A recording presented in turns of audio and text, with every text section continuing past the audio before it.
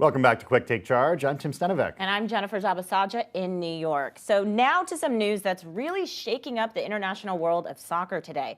A group of the world's richest clubs, including Manchester United and Real Madrid, are planning a European breakaway league starting in August. So the Super League, as it's being called, would be an alternative to the prestigious UEFA Champions League. Let's bring in Bloomberg opinion columnist Alex Webb, who's been following this story very closely, and we're very excited to have him to talk about this. So, Alex, I'm seeing people call this radical, cynical, disgraceful.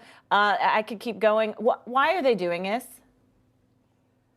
It's a de-risking exercise for club owners. That if you consider U.S. sports, you have NFL, NBA, MLB. It's the same teams compete year in, year out. That means that they know that they're guaranteed a certain level of income and they're not going to get relegated or promoted. In European competitions, if you have a poor year, you won't get into the top competitions. You might be relegated. The Champions League, which at the moment is the big European, the sort of premier European football competition, has only the top teams get into it each year. And if they don't do well, they won't go the next year.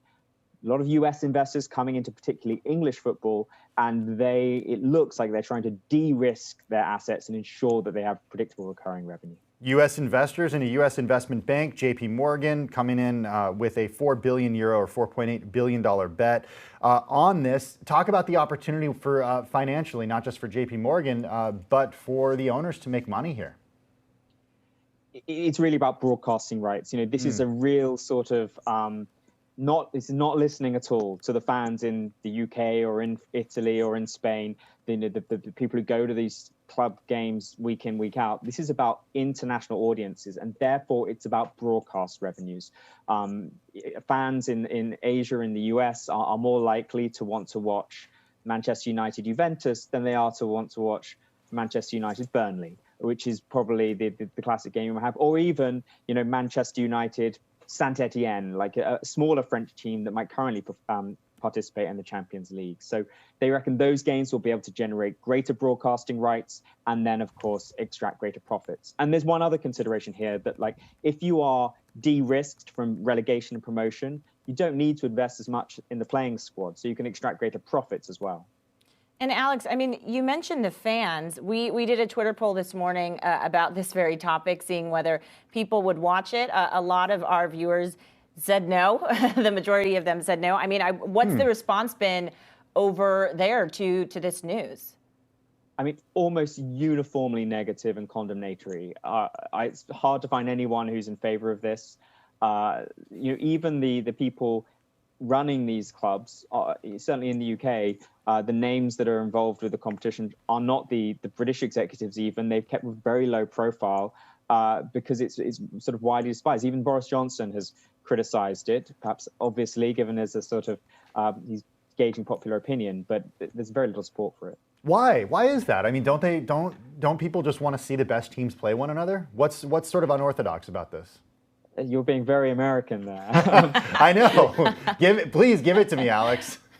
Think about Leicester City, which won the Champions League. These guys are self-appointed as the best teams in the country. At the moment, Arsenal and Tottenham Hotspur, they are nowhere near the top of the division, and yet they're claiming that they are among the best teams in Europe.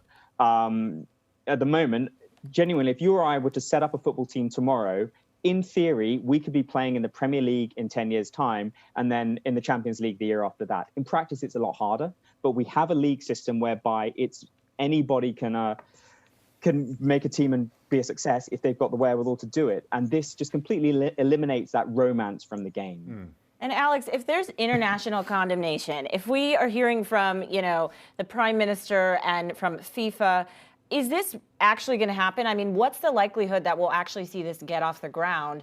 Or do you think it will just be squashed before it can even go any further? The response has been pretty strong. I think the real people, the regulators that we need to look to here are not necessarily UEFA and FIFA, but they're actually people like the European Commission, or in Britain, the Competition and Markets Authority. They have real clout to actually stop this sort of thing. And it looks like there's scope to make an argument that it is anti-competitive. It's almost by definition anti-competitive. It's got 15 members who will be the same members year in, year out, and a rotating cast of 5 additional teams.